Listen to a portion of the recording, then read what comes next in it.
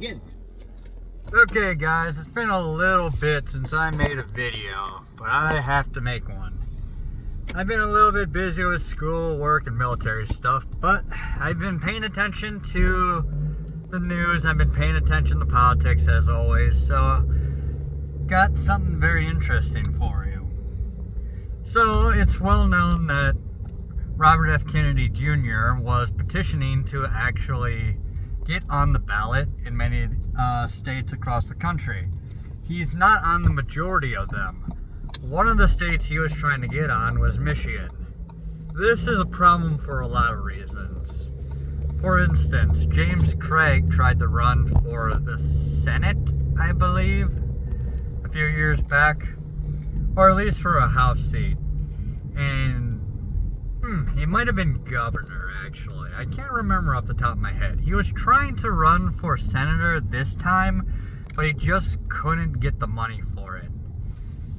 Anyways, James Craig was the guy put in charge of Detroit by Snyder to deal with the crime issues there, and he did a relatively good job of it. I mean, Detroit is still Detroit, but yeah, he did a good job of it. And I would have liked him as a senator, but he just can't make the money. He's too bland. But why he didn't get on the ballot was because Michigan came out and said that half of his signatures couldn't be validated and therefore were fake. Therefore, he didn't actually get enough signatures to get on the ballot. This is the kind of BS that Michigan will do. It's not like everyone in Michigan has a signature that can be validated. I mean, not everyone has voted in an election. Not everybody does their signature the same every single time. And despite him getting wet signatures on an actual piece of paper, apparently they couldn't be validated.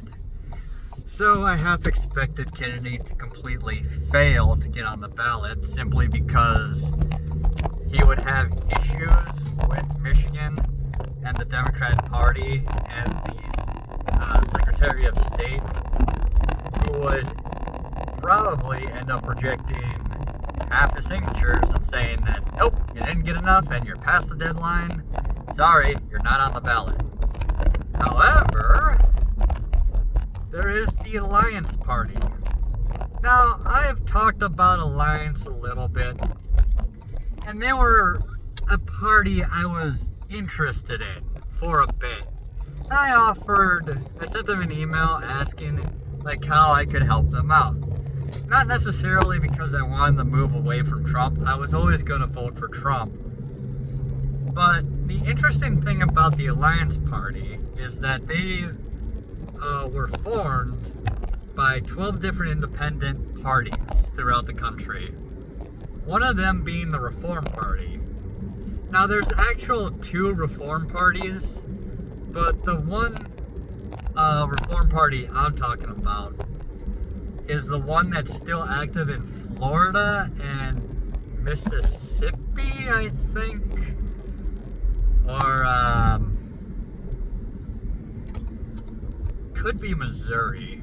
I haven't gotten there yet. I'm still looking into it. But the Reform Party I'm talking about used to have a bunch of branches throughout the country.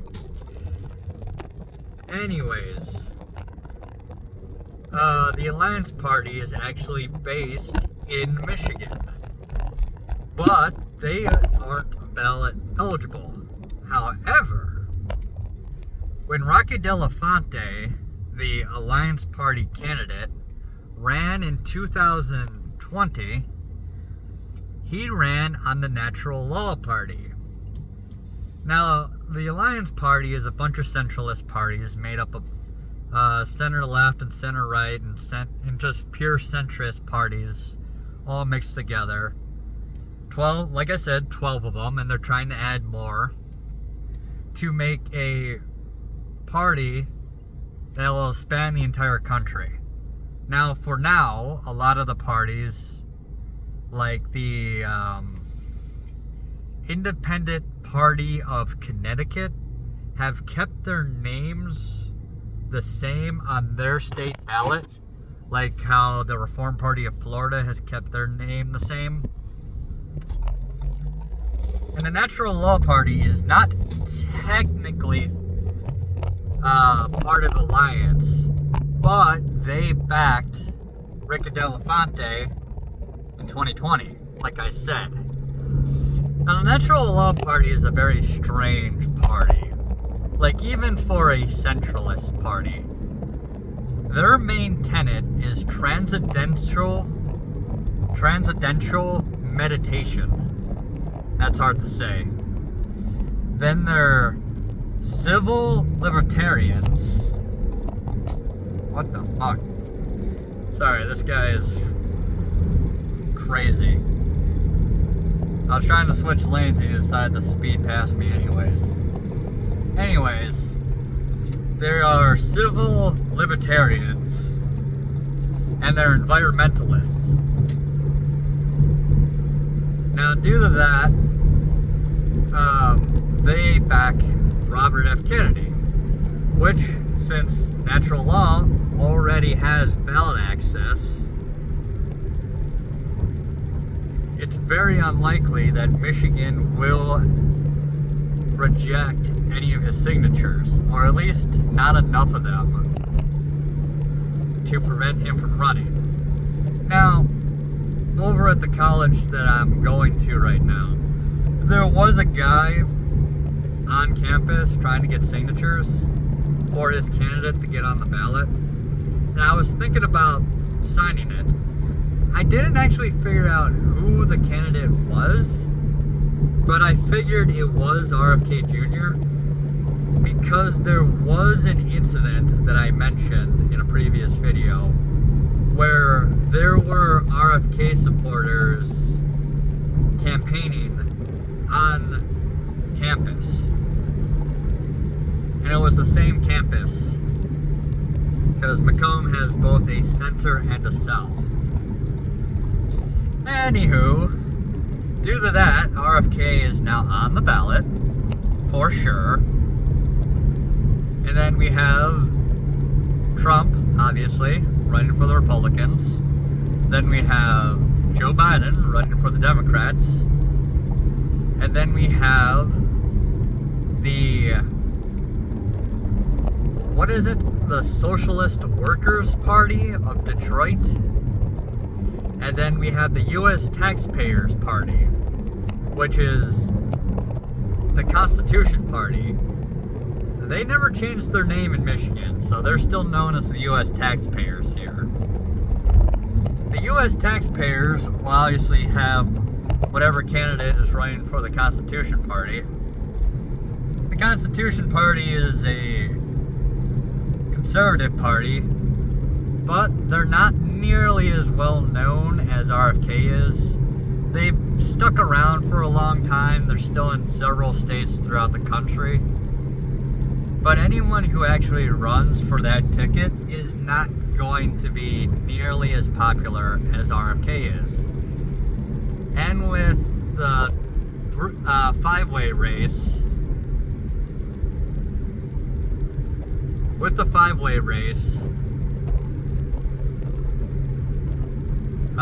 Trump is winning in Michigan, and Trump is winning in the two-way race.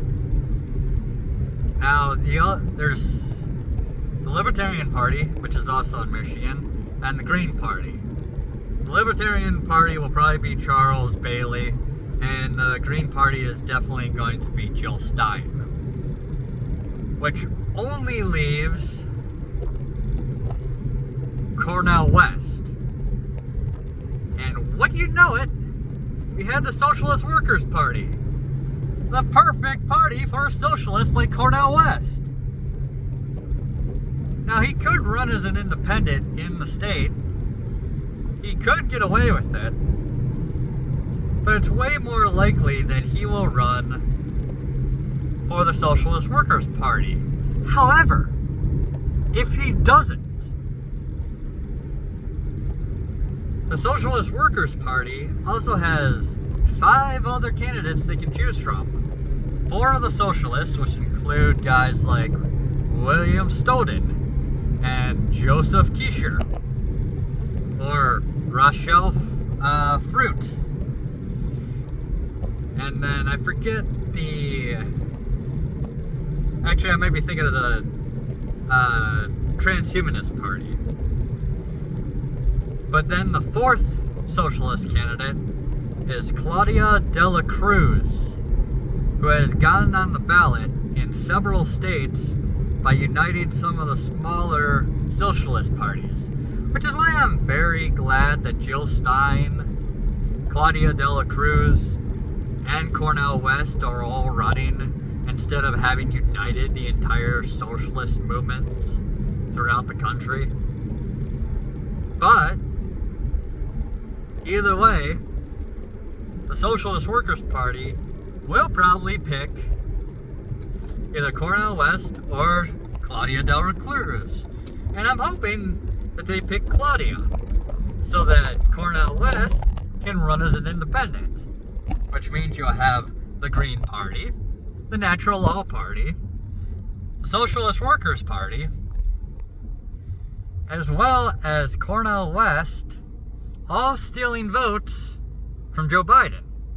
Whereas you can say that the Libertarians steal more votes from the Republicans, and the Constitution Party definitely steal more votes from the Republicans.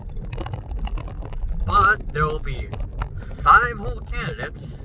Let me count that again. Democrats, Natural Law, Socialist Workers' Party, the Green Party, and Cornel West, all working to try to take the liberal votes and the center-left votes. Whereas you'll have Donald Trump, the Constitution Party, and U.S. taxpayers, and the Libertarian Party. Only 3 parties going for the conservative votes. Now, while the third parties generally don't affect things all that much, in a 5-way race with Jill Stein, the Libertarians, Kennedy, Cornel West, did I get that right? Oh, I'm sorry. The 5-way race is currently only Cornel West, Jill Stein, Joe Biden, Donald Trump, and Robert F. Kennedy. Because they haven't started doing the 5-way race yet with the Libertarians. But with the 5-way race, Trump wins pretty handily. You throw in another socialist and 2 more conservatives, or technically 1 conservative and 1 centralist in the Libertarians. Yeah, Trump is more than likely going to win Michigan at the rate that it's going. I don't want to be too excited about this. I still want to see if I can canvas a little bit, see if I actually have the ability to do so. I can't